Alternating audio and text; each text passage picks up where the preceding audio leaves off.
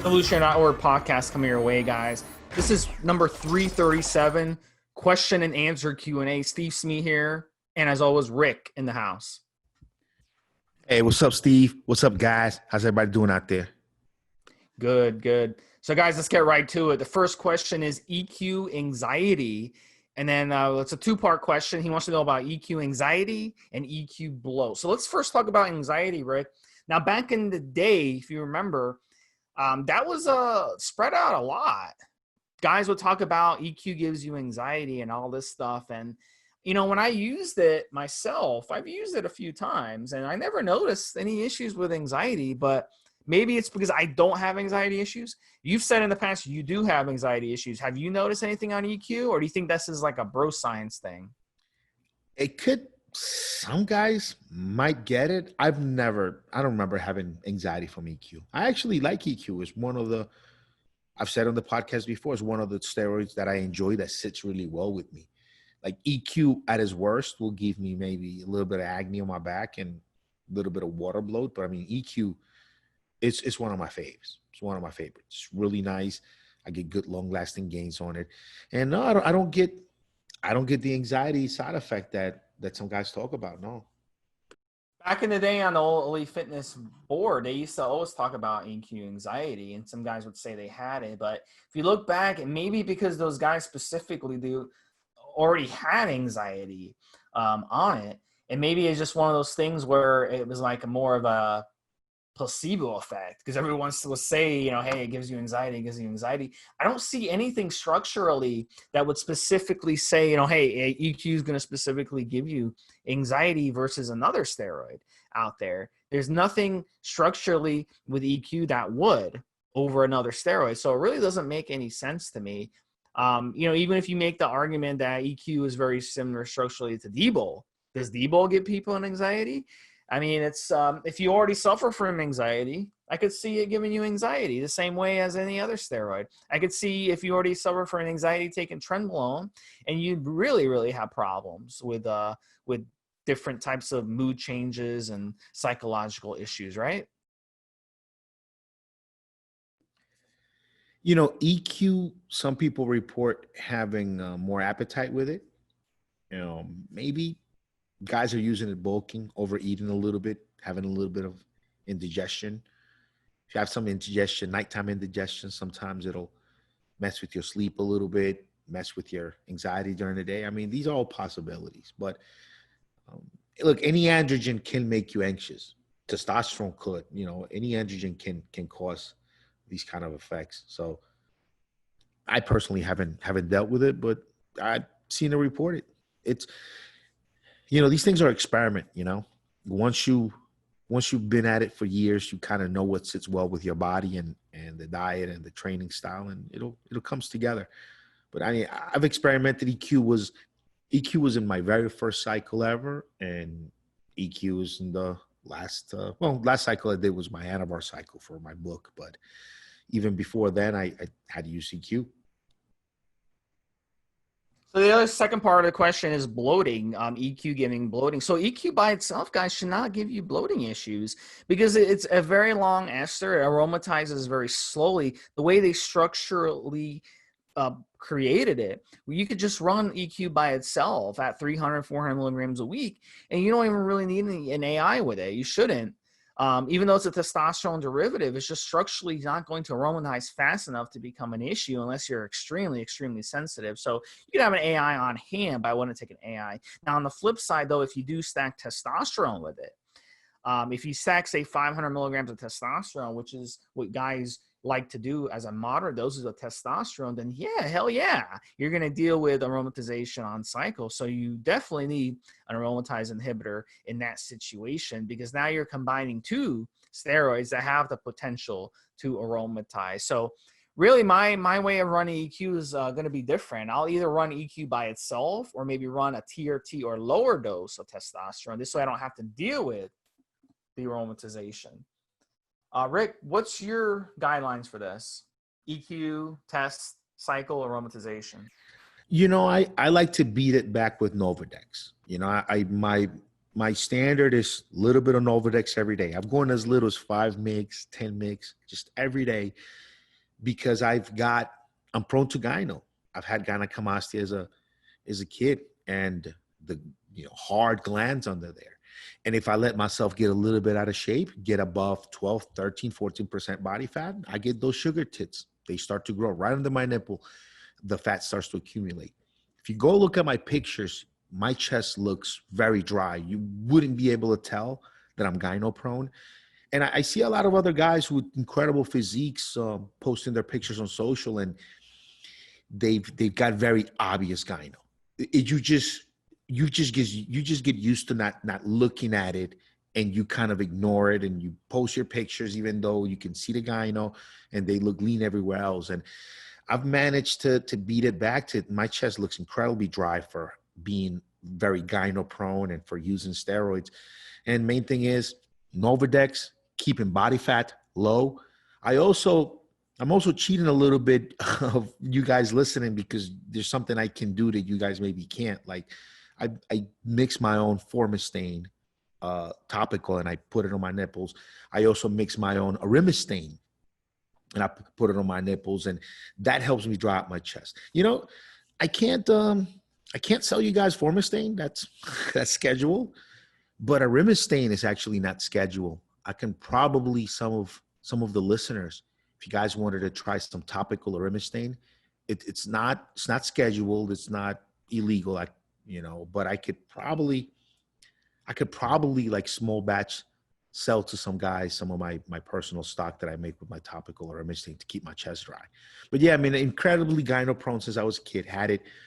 Even now as an adult, if I let myself get a little bit out of shape, the first thing you notice is my nipples start to poke out of my t-shirts. And keeping it dry, Novadex and topical anti-estrogens applied right on the nipple. Arimistane is awesome. Formistane, I still got a little bit of that left. But yeah, I mean, always use Novadex, just gyno prone. Always, especially on a fat loss, use a little bit of Novadex, a little topical Arimistane. Man, it'll dry your chest right up. You look incredible in those pictures. So is N2BM going to be coming out with an AI over the counter that's legal? I want to, but it's very hard to get a credit card processor for it. We've had trouble. All of you guys that are my customers and you shop from me, you know how many times we've had no credit card processing. The banks don't want to associate with me and the brand because of all the steroid content, and because I've explained to guys how to use my products with steroids, and the information is out there. And so I'll get approved by a bank because none of my ingredients are illegal. I'll get approved. And then later on, a third reviewer or extra underwriter will come. They'll review the account. They'll Google my products. And they'll realize, like, hey, there's a bunch of guys using steroids that are also using these products. There must be something wrong. So I couldn't put I couldn't put the Arimistane product on my main website, but some of you guys that are my fans, a ton of you guys talk to me on social. I mean, I'm getting a dozen messages a day at least.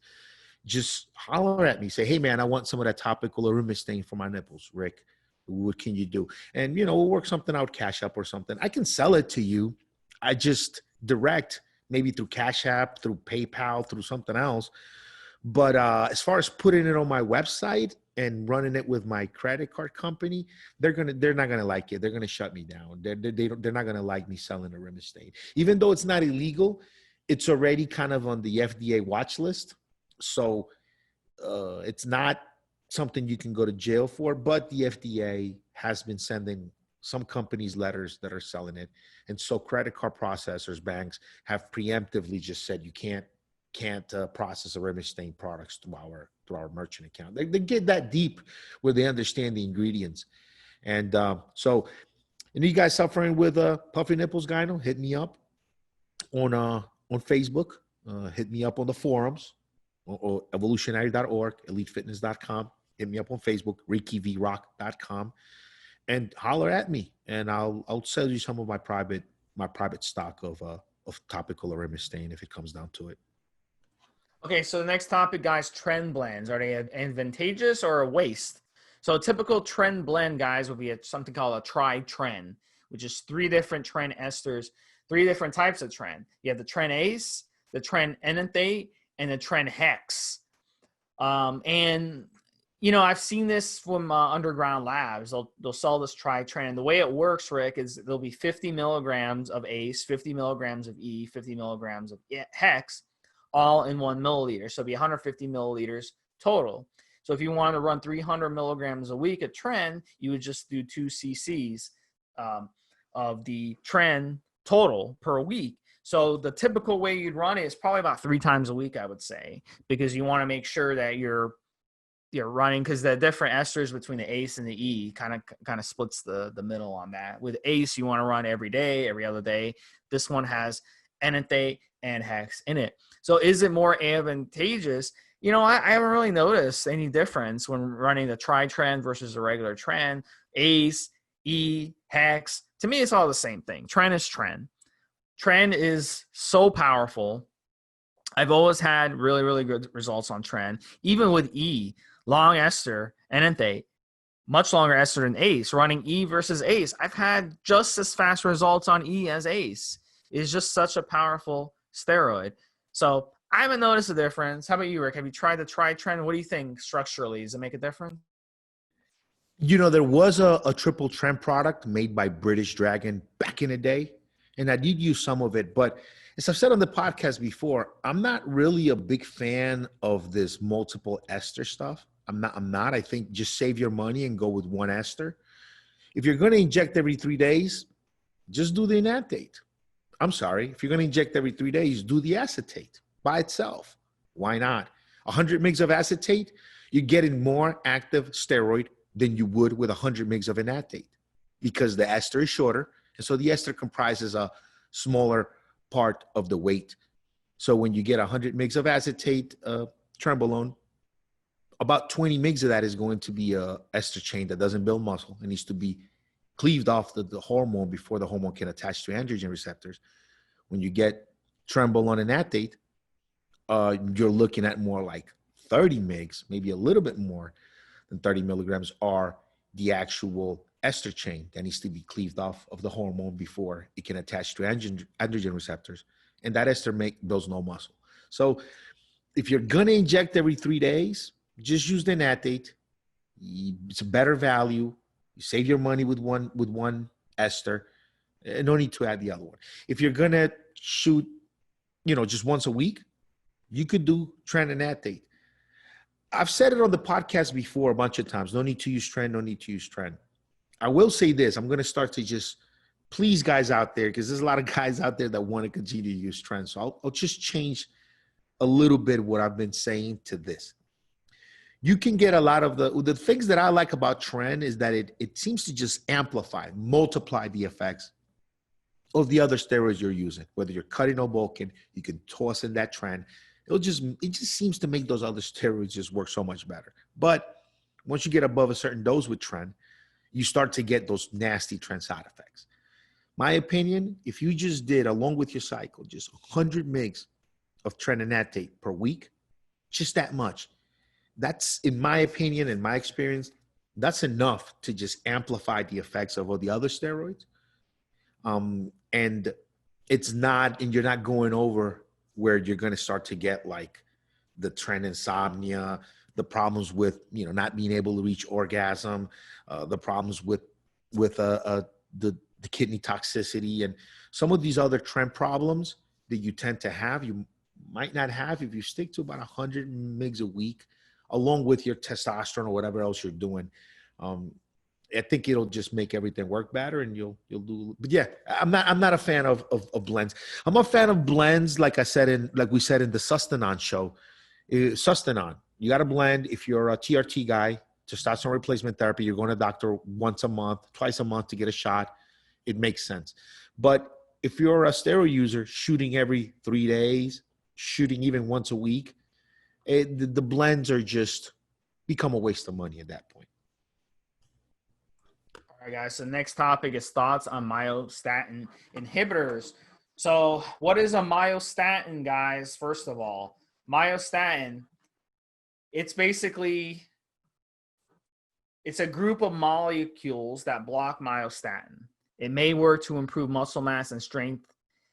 And so basically the myostatin in our bodies will work to prevent us from gaining an insane amount of muscle in a period of time. Myostatin inhibitor will stop that myostatin from inhibiting that muscle gain. So the theory is if I take a myostatin inhibitor, it's going to allow me to put on unlimited amount of muscle beyond, you know, what we could genetically do. So the problem I have with myostatin inhibitors is, you know, I looked at a study that they did where they gave women myostatin inhibitors, and women grew their thighs to an abnormal size, but the other muscles in their body did not budge. So what if you took a myostatin inhibitor, you went and worked out, and you grew your ass, big, but you didn't grow the rest of your body. You didn't grow your biceps. You didn't grow your chest. You didn't grow your shoulders, etc. Wouldn't that not be a good thing? So it's not like you can control what muscle grows. And growing your muscles abnormally like that can't be good for your nerves. You're going to be pinching a lot of nerves if your muscle grows and you're pinching nerves in your back and your shoulders and your neck and all this stuff. And what about Rick, organs? Your heart has muscles, muscle tissues in your heart. It's in your other organs, like your digestive organs. It's in your blood vessels. So are we going to grow those as well?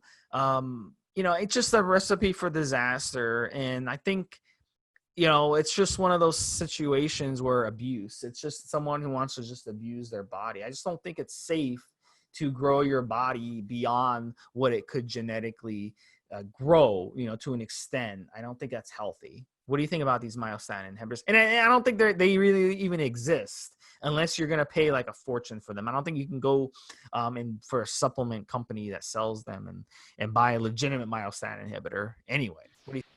Yeah, that's what I was going to say. I haven't seen any that I have access to that are really that effective. It's definitely a very interesting pathway towards building muscle. It's a new pathway towards building muscle.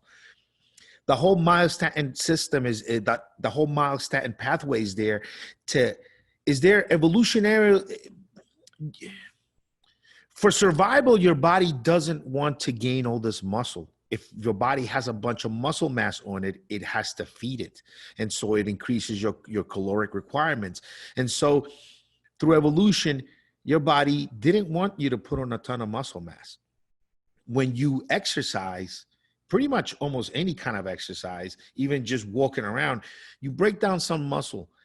And so your muscle would grow just from walking, just from getting out of bed every day, just from your regular movements that you make every day. If your myostatin was inhibited, then your muscles would just continue to grow, scar tissue upon scar tissue. But that whole myostatin is there, that whole system is there to actually, every time your movements stimulate muscle growth, your body starts to not let that muscle grow anymore, so that your caloric requirements don't increase, so that you don't die from hunger because you can't find food fast enough. Remember, calories have always been, remember, your body's looking for long-term survival of yourself and of the species, not just to look good with your shirt off, right? And so it's an interesting pathway. It's a way to uncouple muscle growth. Your muscles would want to grow a lot. Your muscles store energy, and when they contract and they move, the tissue needs to be repaired. And if it wasn't for myostatin, they just keep growing. It's a great. I've seen animals that were genetically altered in a lab, and they looked incredibly just ripped. They look ridiculous. It's like I've seen cows that look like a Mr. Olympia cow. I mean, these things look incredible. It's like looking at a bodybuilding cow. But these cows aren't lifting weights. They're just moving around being cows, and their muscles are growing out of proportion. Well, that's what would happen if, that's what would happen with without myostatin. So what do I think about them? When they're available, they'll be awesome. It'll be pretty easy to have issues where you grow too much muscle.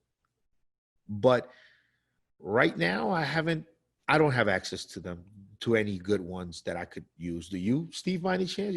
I don't know of any good. There's some companies that sell them as peptides, myostatin inhibitors, but I don't see any evidence that they actually work the way people think. Once myostatin inhibitors are available, everything else is gone. No, you won't have any more steroids being shot. You won't have any more SARMs. Um, Maybe for very specific like performance and health purposes, people will take them. But as far as muscle growth, there's just be no reason to mess with anything else because nothing else will be as powerful. Because remember, even after you take steroids, even after you take peptides and you build all this muscle, guess what? Myostatin is going to make the muscle go away. Okay, that's what kills your gains. It's so by inhibiting myostatin, you're just going to have all this muscle growth. So it's these things are readily available, the whole game is going to shift. Everything is going to change because why would you take steroids? Why would you take steroids that would make your muscles grow, and then after cycle, myostatin would take care of making your muscles, make you lose some of those gains, when you could just inhibit the myostatin now and just continue to gain muscle on top of, and just continue to gain almost indefinitely, because I don't think you'd there's live nothing there making it go away. You wouldn't live very long. The body has a way of balancing things out. Muscles just growing nonstop like that, you wouldn't live very long. Well, yeah, like some of these guys that take some of these guys that take growth hormone and take IGF, some of their bones just start growing sometimes in their head, sometimes in their hands. Some athletes and fighters that are known GH users, their face, their jaw gets bigger over time. You could just tell. So, yeah, I mean, it's going to change the game. Definitely. You're making me want to use it, but then I told you that study with that woman, they gave it to females and their thighs grew. No other muscles in their body grew except their specific. Did they only work out the thighs, or did they work out other body parts? Or no, they just injected in the thighs? No, they normally exercise. It just happened. So there's no way to control what grows. What happens if it just grows your heart and it doesn't grow another muscle? You'll end up dead in no time. That's the problem with them. They have to figure out a way where you can control what grows and what doesn't. I mean, it's not anything that's going to happen anytime soon. You know what I'm saying? So I just don't see it happening anytime soon. It'd be so dangerous if it just grew a random muscle, so. Yeah. So you first, Rick, you first. I'll let you do it first. Yeah, I don't. But you have kids. No, you have kids. I'll be. I don't even want to use some of the stuff that's out there now. And honestly, bro, I wouldn't want to get any bigger. I lose mobility when I get bigger. Like if I'm any bigger than I am right now, I start to lose. I have short alligator arms, man. If I get my arms and my back any bigger, I'll start to have trouble. I'll start to have trouble wiping my butt. I'll start to have trouble just any kind of reaching motion. So I wouldn't. It's not something I would take personally. I wouldn't want to get any bigger.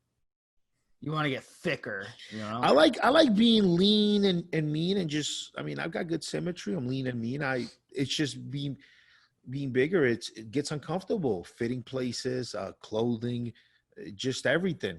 It gets more comfortable the bigger you get. All right, so the next topic shouldn't be the one that takes too long, I think. This guy asking about his doctor told him that if he drinks one drink a night before bed, it's healthy for him. It'll help him sleep. It'll help him relax. And the doctor kind of went ahead and endorsed him to drink alcohol before bed. So, we see this a lot, like in the alcohol industry. They're very, very powerful, very, very powerful. And the wine industry, multi-trillion-dollar industry. Literally, like there's towns in the United States and around the world. If you came out and said wine isn't good for you and people stopped drinking wine, these entire towns and the businesses that don't even have anything to do with the wine industry would go under. I mean, California, the revenue in California just from the wine industry is huge. People fly out to San Francisco and they drive an hour or two into the wineries and the valley over there, and they check out the winery. So it's a huge business. So for me to come out and say and tell people, drinking a glass of wine every night or drinking a shot of white whiskey every night isn't good for you. It really butt hurts a lot of people, because we've been told that it's good. So the skinny on wine consumption is this, guys. The reason they put out these studies that show wine is healthy, yada, yada, yada. What they're saying is the resveratrol. There's something called resveratrol, which comes from grapes. Primarily the skin of fruit, specifically the skin of grapes, has resveratrol. The problem is if you grab wine from the store and you test that wine, most wines, if not all, that you will find on that supermarket shelf, Rick, don't have any resveratrol at all in them, because these wines, they've been processed, they've gone through a processing stage, they add sulfites to them and all that stuff. So really, at the end of the day, if you want the benefits of resveratrol, which it does have heart benefits, just go eat grapes. Go buy organic grapes and eat some organic grapes, and that will give you the skin of fruit. Other fruits are so healthy for you. They have antioxidants. Entugard actually has resveratrol in it. That's one of the ingredients, and that is one of the heart healthy ingredients in Entugard, as well as other ingredients. So if you want to drink wine, a glass of wine every night, that's fine. That's fine. That's your business. Just don't insult my intelligence by telling me wine is healthy and that wine has heart benefits and all this stuff, because it does not. That's the dirty secret, guys. But they will continue pushing based on some flawed studies that they did back in the 80s, where they show that certain wines have resveratrol and most wines do not. If you go to a winery and you drink wine straight from the vineyard, it's probably going to have some resveratrol in it, as long as they didn't process it too much. It's probably going to have resveratrol in it. But if you want resveratrol, either get Entugard, which has resveratrol, or you're going to get some grapes from the organic grapes or some fruit. Very, very healthy. Tropical fruits are great. Right now, I'm eating a lot of guanapa, which is also called mamancillo. That has tons of antioxidants in it. Actually, it has some fat burning ingredients in it as well. Those tropical fruits, and those will be the best thing for you to do, not alcohol. Alcohol is actually a carcinogen. It's actually more carcinogenic than cigarettes in a lot of cases, believe it or not. It will cause your cancer cells to mutate in the body. So alcohol in no way, shape, or form is anything you should be taking. That doctor is a quack. You shouldn't listen to him on nutrition advice. I have a lot of respect for doctors, but they are not nutritionists. That they have not taken enough nutrition classes to be giving that sort of false advice. Rick, any thoughts on this? Yeah, alcohol, the reason why some people like a nightcap is because alcohol kills anxiety in the short term, obviously, because once you are hungover because the alcohol is leaving your system, now you've got a ton of anxiety. But yeah, some people who suffer from nighttime anxiety will drink alcohol, a nightcap. And what it does is it quells the anxiety a little bit, just kills the anxiety a little bit, makes it a little bit easier to get to sleep. But that's just, that's putting a Band-Aid on a gunshot wound. What you need to be doing is treating your anxiety in a healthy way that doesn't involve drugs.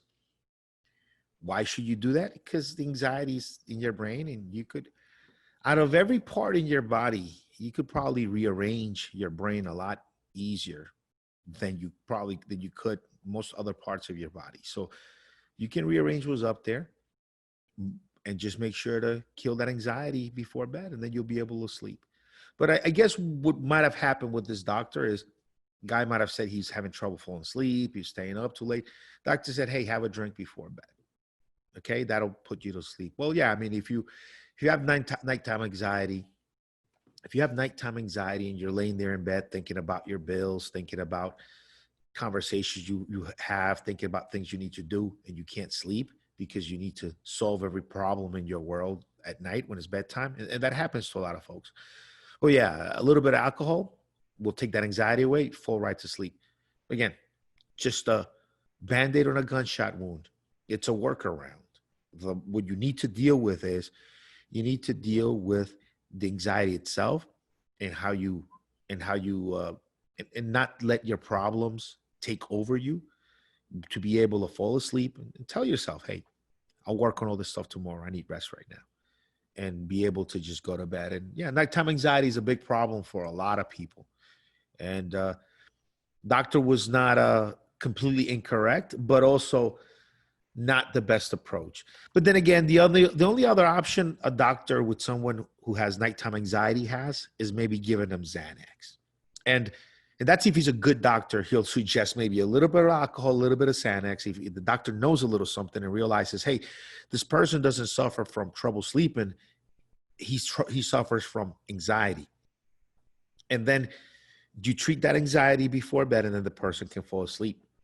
If he's not a good doctor, he's going to put you on sleeping medications, and then you're not dealing with the anxiety, with the thoughts that are making your body slow drip adrenaline into your system, but you're now taking a medication to make you fall asleep, and that's even worse. The nighttime anxiety, a lot of people suffer from it. Best thing is meditation.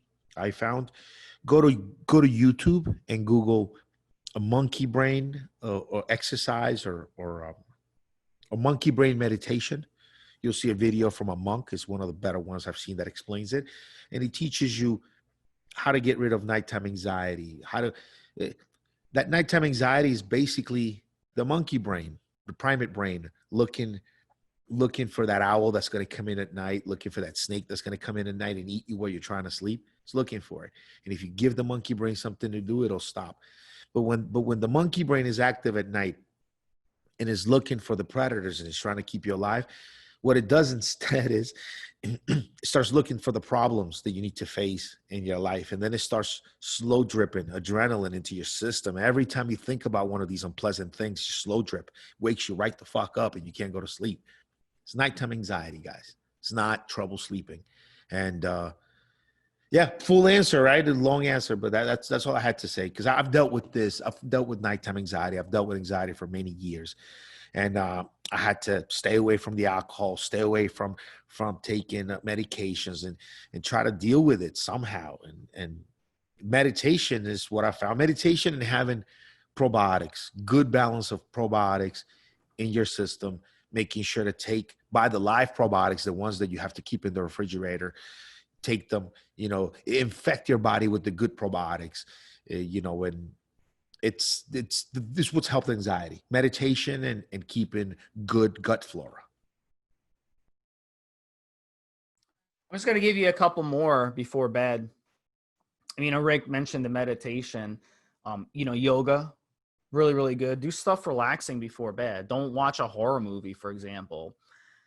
That doesn't make any sense. What I would recommend also, blue blockers. If you must use electronics, then get blue blockers, because that will shut off the blue light. When you shut off the blue light, your melatonin levels will start going up, and that's going to make you sleepy. Another thing too, GABA. GABA is something nobody talks about. And GABA will get inhibited from caffeine. So if you're taking a pre-workout that has caffeine, if you're drinking coffee too late in the day or even early in the day, it's going to affect your GABA levels. So you need to come off the stimulants. The stimulants will keep you up, obviously. I don't have to debate that, with people. Everyone knows that. If you drink coffee before bed, you're going to have a hard time going to sleep, right? Well, that's because it's inhibiting your GABA. It's one of the reasons. Now, another thing too that you should be doing is don't keep electronics in your bedroom. We've talked about that on the podcast. Keep a clean environment in your bedroom. Keep a quiet environment. Keep a dark environment. One of the things I invested in, Rick, and this is something that everybody can look into, is getting a wall blanket. And I got a window blanket. It costs some change. It's about a half a inch or an inch thick, and you put it up on your window. You kind of Velcro it on your window, and it's going to basically block out both light and sound from coming through your window, much of it. So if you've got noisy neighbors, or, the lawn guy wakes you up, or doesn't, you got neighbors that like to play music, that will help tremendously lower sound. So these are options that you guys can do that are simple, that can really, really make a difference. But I think one of the most important things that we do in the United States is too much electronics before bed. And that is a mistake. You have to get rid of the electronics. Don't keep a TV in your room. Don't keep your iPad in your room. None of that shit. Just use your room to sleep. That's it.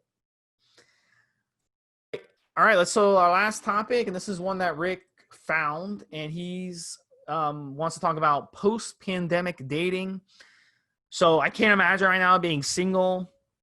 If you live in a state that has a pandemic issue, how do you ask a girl out to go anywhere? Like if you go out on a first date, what do? Do you show up on the date, in a mask and have to talk to her, wearing your mask?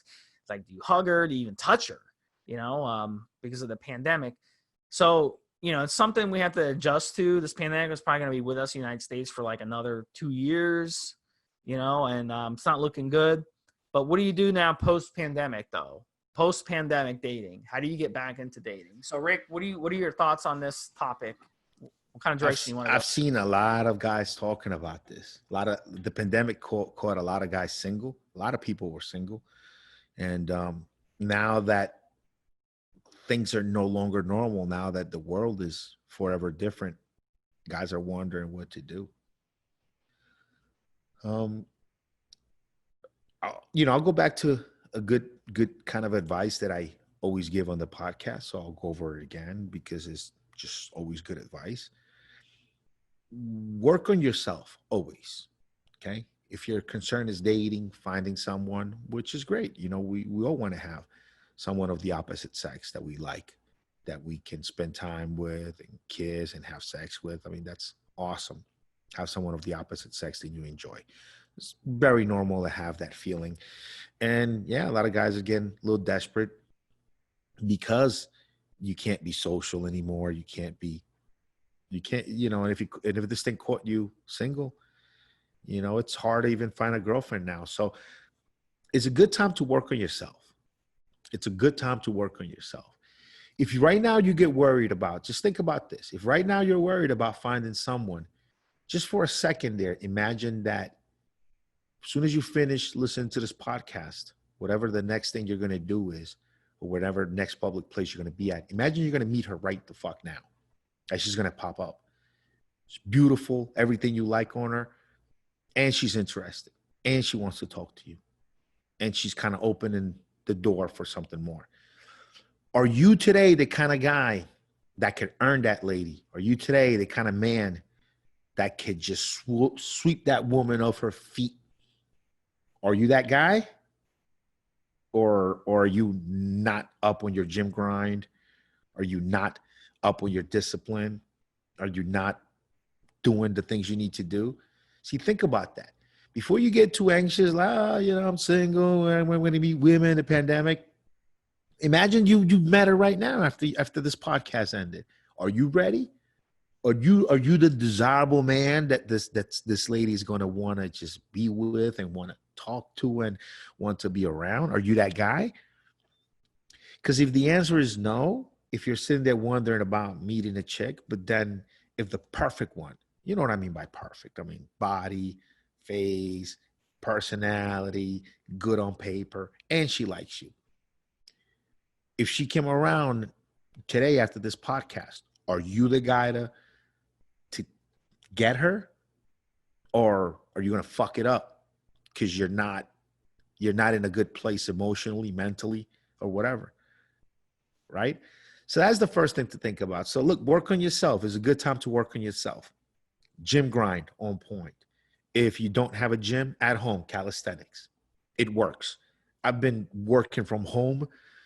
In the last 4 months, I've been to a legitimate gym now about 3 times back in Las Vegas. I still look fucking incredible. Just working out at home with a little bit of weights that I had, with just doing push-ups, doing sit-ups, regular grind, dieting. No excuses, guys. No fucking excuses, okay? And just diet. I mean, look, you should have all these things handled, man. Whenever you get a little bit anxious about meeting someone, imagine they were outside the door right now. And now then you'll start thinking like, all right, well, my life is not in order. It's not where it needs to be to meet the perfect one. So that's what you got to focus on. Focus on your life and everything in your life being completely perfect for when she arrives. See, that's the thing. If you sit there and wonder how you're gonna meet, how you're gonna do this, that's not the right mentality. If you want a girl, if you want a soulmate, if you want that female that you can be with and next to, start building the nest for her now. You know, a bird builds the nest before he finds the female bird. You know, he builds the nest, works on the stuff himself, and once the nest is ready to go, once it's built, then he, gets out there, starts singing, brings the females back to the nest. Like, look at my work, look what I do, and she'll say yay or nay. But bird is not out there singing to the females, and the nest ain't even built, and the shit's falling apart, and it's not well maintained. It just is not the way. You build the nest first before you go out there and start singing it. Yeah, bottom line. And working on yourself, we already know. You're already doing it. You're on this podcast because you want to look great with your shirt off. You want to look great with your clothes off, and you want to be healthy, and you want to perform better. So that's why you're on this podcast. Now, you're going to take it from here and now go and take the discipline to the gym, to the rest of your life, and be that incredible, desirable dude that perfect girl is going to come by and fall in love with when you finally run into her. I actually went through this in my mid-20s. This girl and I, we had some issues, whatever. We separated, we broke up, and I was about 3 months away from moving into a house that I was building. And, I made a pledge to myself, you know what? I'm just going to forget about this girl. As much as it hurts going through a breakup, I'm going to forget about this girl. I'm just going to focus on myself. I got 3 months till I move into my new house. I'm going to get to my new house. I'm going to be a different person. And I did. I mean, I completely revamped the way I looked. I started doing yoga. I started lifting weights. I started, my diet was so on point. No processed shit. I got rid of everything in my pantry, donated it all. I completely changed the way I ate, the way I treated food, started doing some fasting, and I completely changed my physique in those 3 months. And I haven't looked back since. That was my motivation. And it was weird because I'd always, been into sports growing up and stuff. I kind of let go in my early 20s. So it was a blessing, going through that. So, it could be a good opportunity to just work on yourself and fix some of these problems you have. You might have an addiction. We talked about on the show. We always touch some, addiction topics on this show. You might have some addictions that you need to fix. Could be a good opportunity to fix these addictions before you enter in a relationship, because addictions can lead to breakups in relationships. A big reason for breakups. And, the other person just cannot tolerate that you have this addiction. You might have an alcohol addiction. You might have an addiction to cigarettes. I would never date someone who smoked. I would never date someone who's an alcoholic. I mean, would you, Rick? Would you date a girl that smoked and smelled like cigarettes? Not my thing. I mean, it's just disgusting. Can you imagine? It's just kissing a girl who has cigarette breath. Gambling addictions are a fucking problem. Porn addictions. If you want to talk about relationship killers, gambling and porn. You could get over. You might find a girl that'll kiss your mouth, smell like cigarettes.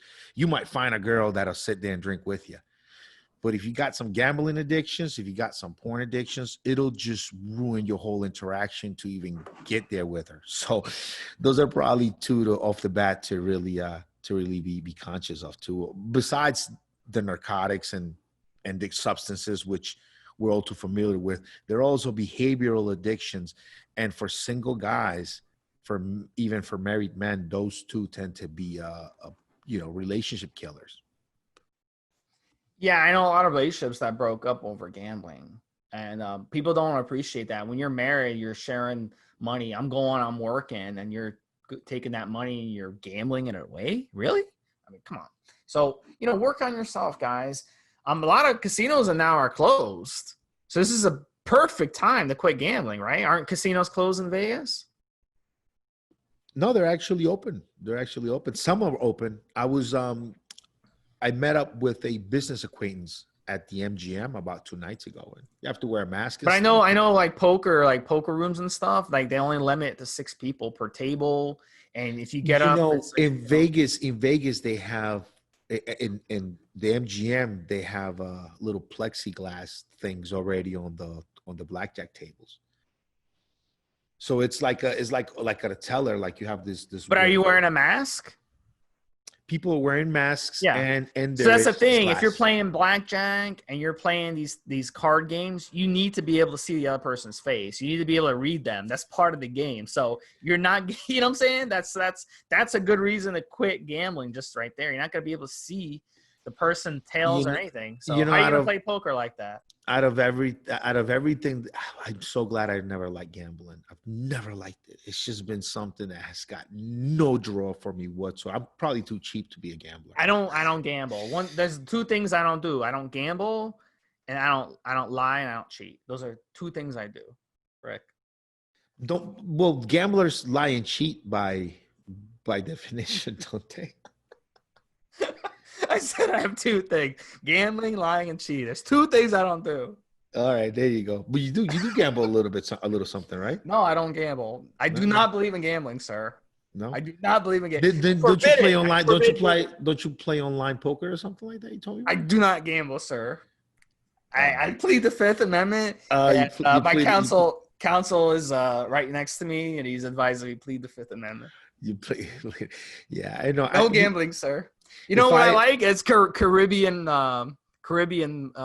progressive poker. What is it? What do they call it? You know that game where they scam people? What do they call it in the Caribbean? It's called Caribbean Reno or something.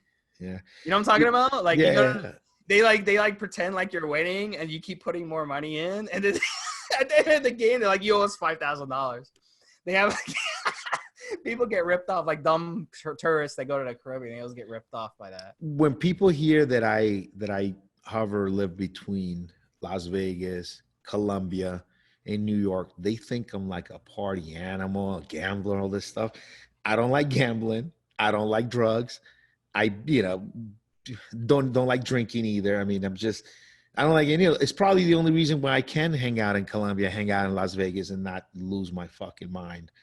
Is because I don't like gambling, don't like narcotics. It's not what appeals to me. It's not what I like. You know what I like about Vegas? What really drew me to Las Vegas?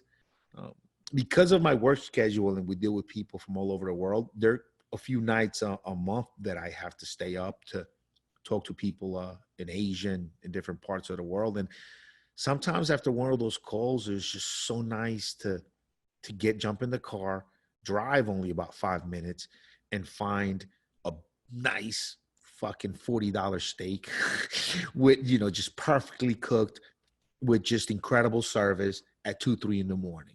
It's just, Vegas has everything, and the restaurants, the experience, and also when people come to visit, it's just a great place for people to come to visit me. Family, friends, everybody wants to come out and just spend a couple of days. So I like all those things about it. But I think if I like gambling, I would have lost myself out here. Going to Colombia, like narcotics. I'd never want to leave. you get to a place like Colombia, and you get you start messing with the local stuff that you never want to leave. So one of the things is I think, and we talk about that a lot in this podcast, is as a human, just be free from a lot of these bullshit addictions. Just be free of them. There's so much freedom in being free and just not having any of these addictions. It's just, life is already so hard. The world already throws so much shit at you that if the first thing you have to do when you get out of bed is try to just control your addiction and try to not fuck your life up today. Try not to use this substance. Try not to spend this money. If that's like your first concern when you get out of bed in the morning, holy shit, the rest of the world is so hard. But if you get out of bed in the morning, man, and you don't have anything in your heart eating at you,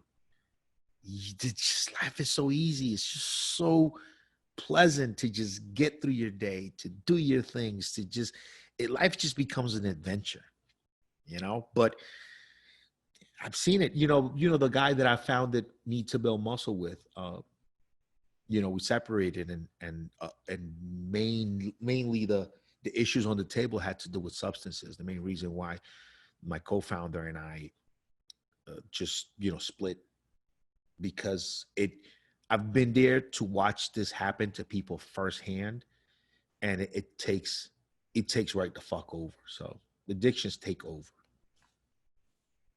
One thing I'm addicted to, Rick, is lifting. That's a good addiction, though. So take your bad addictions and turn them into good addictions. Seriously, you get addicted to that feeling you get from exercising and working out, and you just feel good. And that's an addiction that you can transfer, that negative addiction that hurts you financially, hurts you with your relationships, hurts you emotionally, and something that's positive that will benefit you. Yeah, that physical pain is addictive because of all the endorphins and all of the feel-good hormones that your body releases right when you're bringing yourself to pain. When you break something, arm or whatever, it doesn't really hurt a lot right away. You have a few minutes where you're numb from just chemicals that your body makes on its own to kill pain. But obviously that runs out. And then, pain really, really gets nasty afterwards. And when you exercise, you're releasing some of those same chemicals into your body under controlled stress. And that gives you it gives you a feel good buzz for sure. My addictions really have to be like training. And I don't know, I like chicks too. I think, maybe I'm addicted to women, but not sex. I don't know. That's a weird one. But we all have some sort of addiction. You just either channel into something that's not completely destructive, or you put it into something good.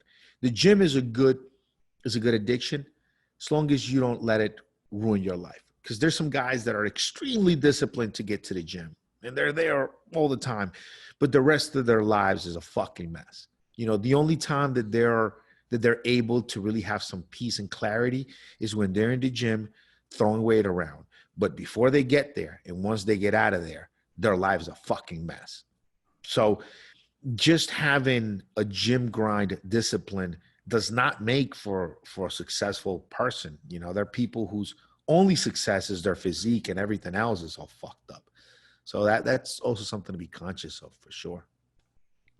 Well, that could be just their genetics. They're just genetically gifted, so it's easy for them to have a nice physique, and they're just, what I'm saying? So that's not really something that I'm impressed with. Yeah, there is a good level of discipline. Like I've met people that are very disciplined to get their workout in, because it is a sort of a bit of an addiction, but they're not disciplined with work or projects or anything else. Because I've dealt with people that are physically appealing and that we could do some marketing, we could do some work, we could do something, and then they're just a mess. Like you see these pictures on Instagram, you think that their life is put together. Man, they're late to meetings, they don't follow through, they're not reliable, they've always got some kind of calamity happening. I've had a guy here, looked incredible, great dude, wanted to be an influencer, wanted to help with the brand. Met up with him a couple of times. I mean, dude, he couldn't follow through. He'd say he would do something, he wouldn't. But he was at the gym every day on time, training people. I mean, when he was at the gym, he was perfect. Huh, that's interesting. Yeah. Yeah, but everything else was a mess. I've met a lot of people like that just because, they don't drink, they don't smoke, they don't do any of these things. They got a steady gym grind, but they just can't hack it doing anything else. That is also a problem. I dated people with all kinds of issues, man. And one of my theories is just their childhood, something happened when they were children. Maybe they have, parent issues. Maybe their parents got divorced. Maybe something screwed them up as children, and that causes them these types of, problems as adults. I don't know what it is. And it's consistency. Almost any adult, if you read the psychologist book, the M5 new one, pretty much everybody will be will be diagnosed with something, because people all suffer from some sort of behavioral issue. Even the people that on the outside look well put together, they've had their behavioral issues as I well. think from the ages of 0 to 2, believe it or not.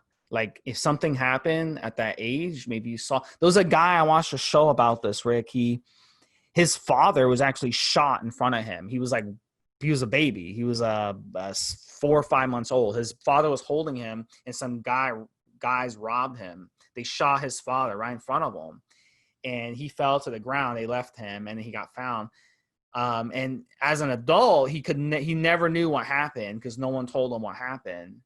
And for some reason, every time he'd smell gun smoke, gunpowder, he would get nauseous and throw up, and he never figured out why. So one day they actually told him what happened, and then it made sense. Isn't that amazing? He was only like 3-4 months old. So yeah, anything from when you were a baby. I'll give you a flip side on that. I love the smell of gunpowder. When I was a child growing up in Colombia, firework laws were non-existent. So every Christmas, I had the greatest time as a kid messing with fireworks. And it was crazy because, I mean, I was 5, 6, 7, allowed to just play with fireworks and matches. It was some of the funnest times I ever had.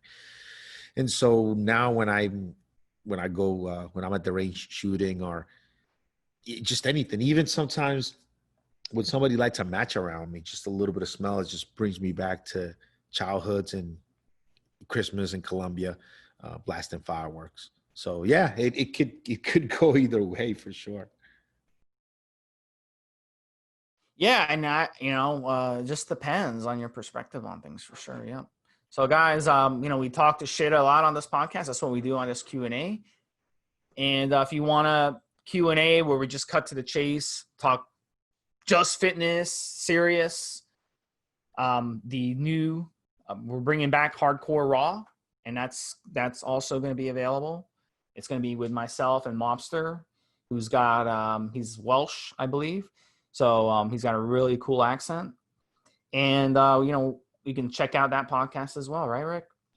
Yeah. So we're basically bringing you more. There's a third episode now of evolutionary.org every week.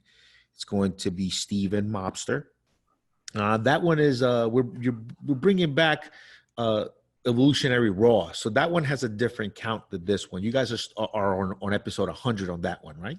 Yeah, we completed 100. Yep. So it'll be right here on the same feed. You don't really have to do anything different to get this additional episode. It'll just be downloaded into your phone at the time that it needs to be downloaded every week. And yeah, I mean, I'll be doing 2 episodes a week still with Steve, and then you'll get more Steve with Mobster, a third episode per week. And it's just same information. Raw podcast is you guys don't do relationships, right? It's a little bit faster paced, less relationship stuff, less chatting, right?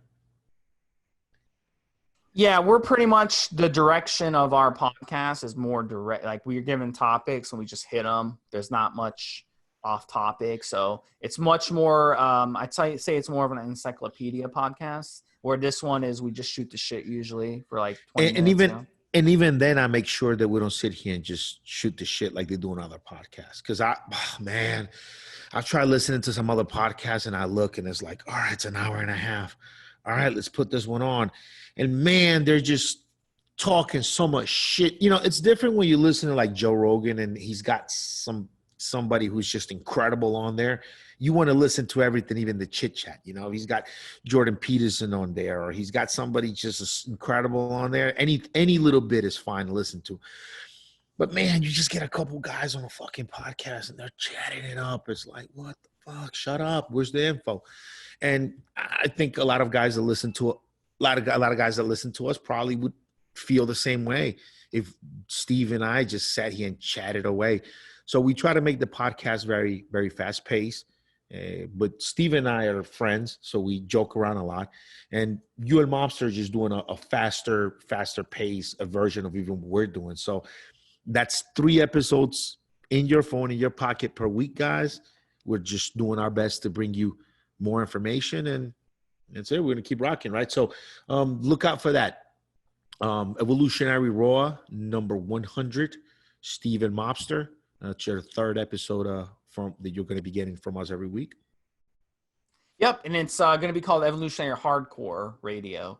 So Evolutionary Hardcore, right? Not Raw. Yep. Raw was the older. Yeah, it's Raw, but it is Hardcore. Raw, but that's the name they titled us. So yeah, so guys, you know, that's number one. Yeah, we're on number one. Yep. It's like two shows about steroids in the same feed. Steve is on both of them, basically. So do a little bit. I should probably join you guys for one of the hardcore episodes. Probably when you guys are got 2 or 3 episodes in, I'll jump in one day.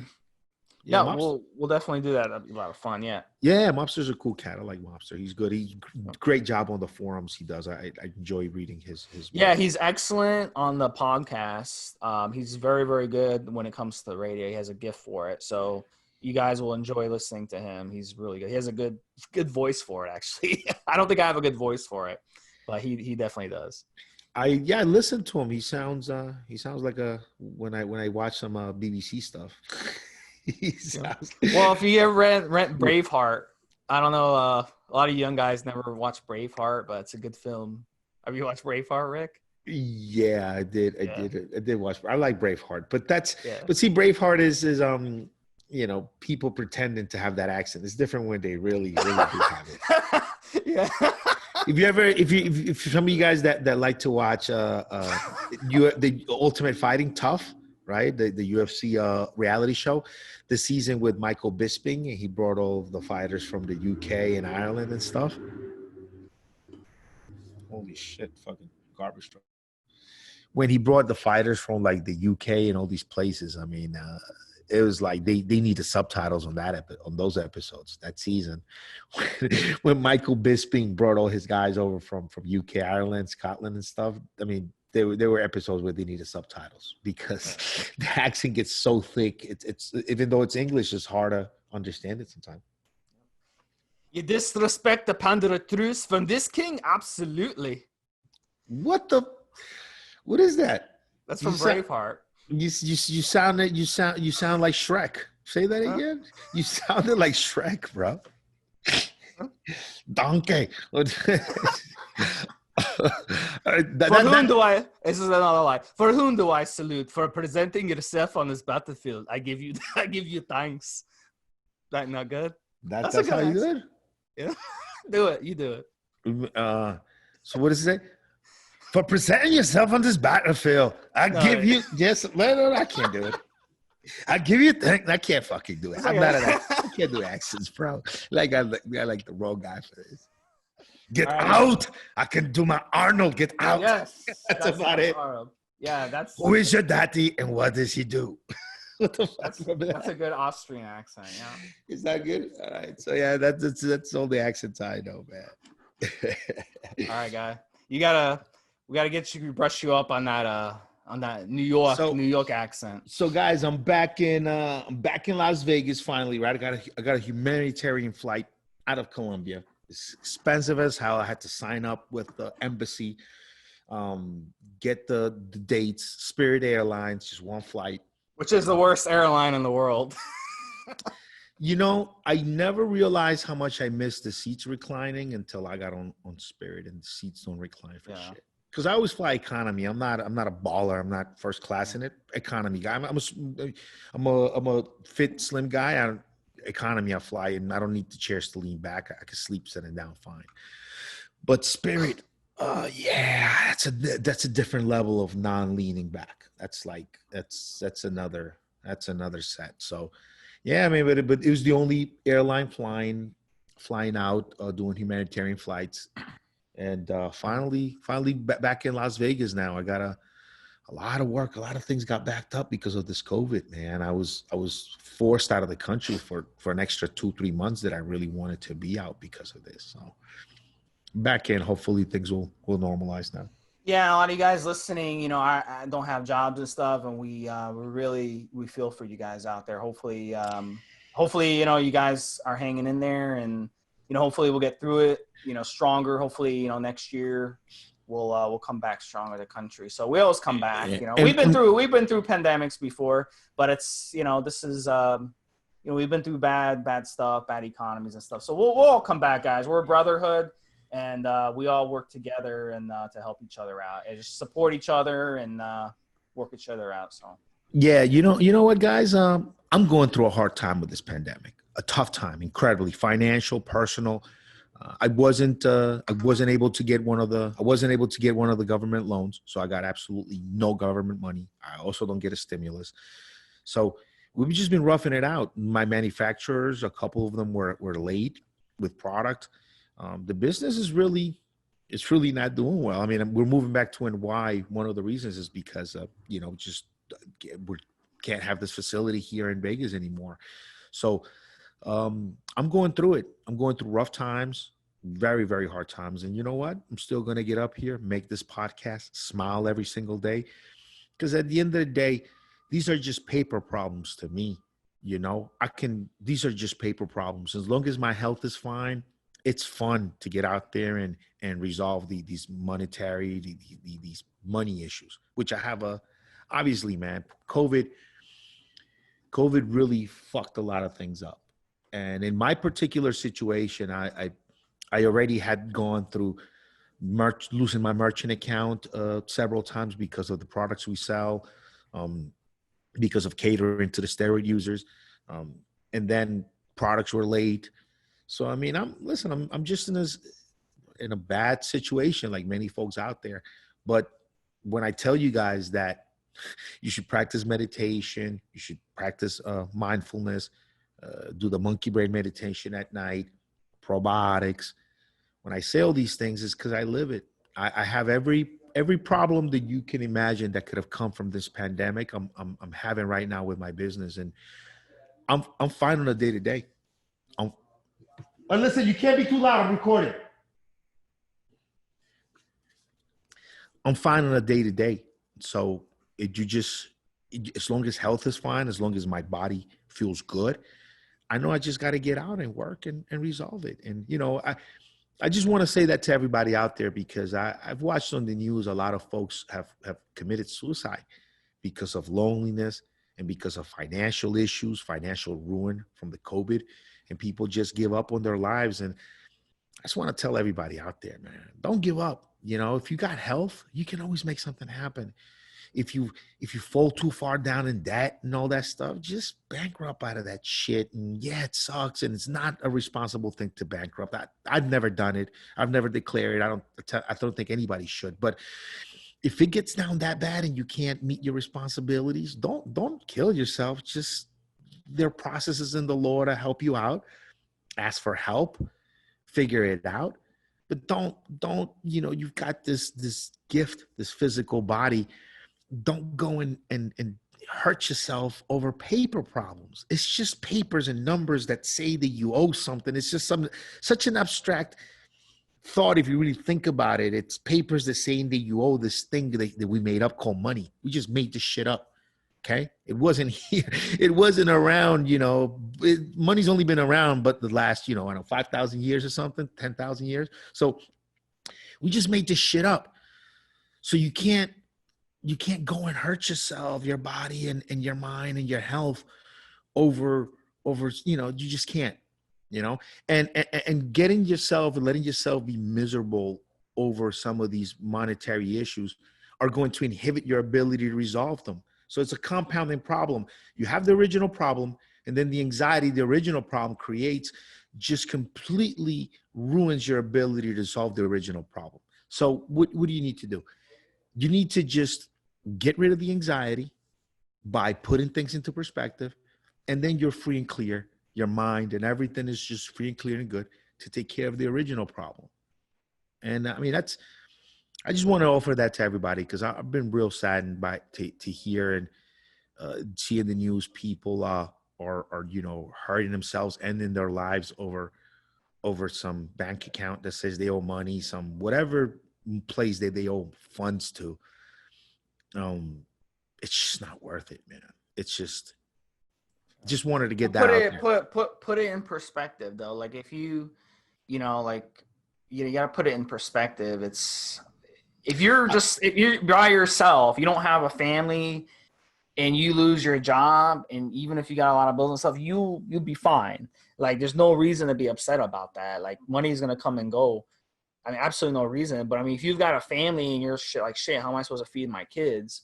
Then yeah, there's a legitimate reason for being upset. Well, killing yourself is not gonna help. No, that's definitely not the solution. But you have to basically ask for help, either like through your community, through neighbors. But I mean, that's hard to do, because a lot of neighbors will be like, yeah, this guy's just making this shit up, But you got to go, to the government. You got to tap the government. You got to do what you got to do to make sure. There's food banks everywhere, so you be able to feed your family. That's fine.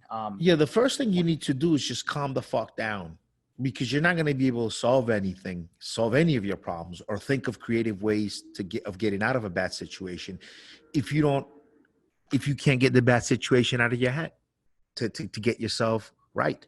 So just the first thing you need to do is just chill the fuck out, calm the fuck down. Then once your mind is settled, then you go and solve your problems. Look, wait, it's fucking truck coming. Can you hear that truck in the background? Yeah. Okay. Yeah, a little bit. Look. Besides an immediate physical threat, you shouldn't let anything rile you up. Besides like just the immediate physical threat where something is right in front of you, you shouldn't have big adrenaline discharges over getting a letter from the bank or the credit card company or whatever the fuck. If you lose your job, there are places for charity, food banks. Ask people that you'll be able to get more work. I mean, don't throw the towel in, guys. This is the main thing. Just don't give up. Don't fucking give up. I mean, look, life is a fucking game. Like, remember that. This money that we play around with, these material things that we buy, we put out around ourselves, it's just a fucking game. At the end of the day, the only thing that's important is just your physical body, how that feels, your mental state, how clear you are. And then you can just go out and do anything. It's such a cool game. You can build, you can lose it all and start over again. You can live your life next to a person for a while, and then you can both separate, and they go their way, you go yours. You find something new, you get a new job, you start a new business, you start a side business. Life can just be so fun.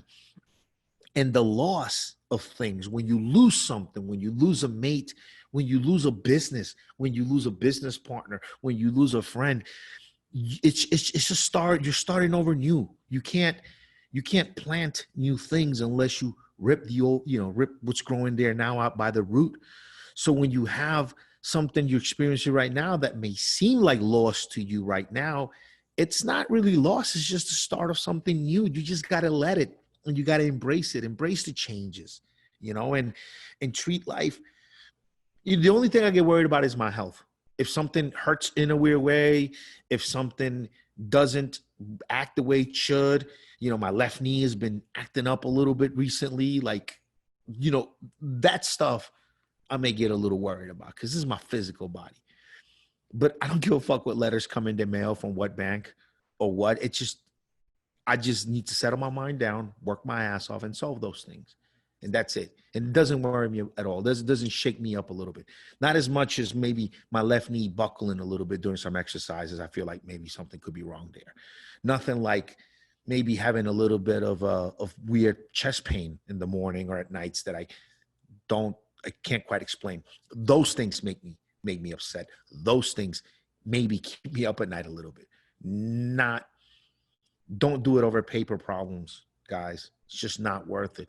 Not worth it. That's it. I mean, that's a little something all for everybody, I guess. All right, guys. So another great podcast, guys. You can talk to me on the forum, Steve SMI. Talk to Rick V. And we'll talk to you guys next week. Have a good one, Rick. Have a good one, Steve. Have a good one, guys.